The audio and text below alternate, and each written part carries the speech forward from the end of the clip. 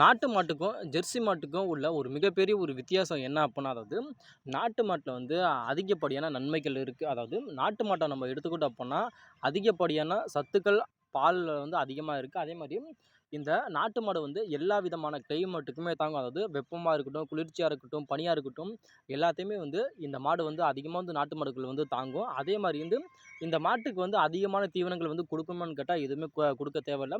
அதாவது நம்ம எப்பொழுதுமே நார்மலா நம்ம பண்றத பண்ணாவே, அது குடுக்குற சத்துக்கள வந்து நமக்கு வந்து கண்டிப்பா தரும்.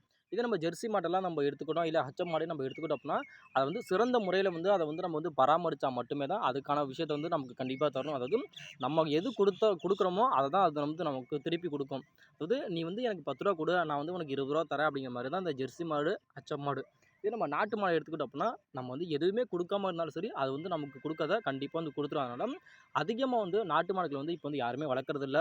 நாட்டு மாடு ஒண்ணு இருக்கா அப்படிங்கிறது சில பேருக்கு வந்து தெரியாம இப்ப அதிகமா வளர்க்கறது இந்த ஜெர்சி மாடு தான்.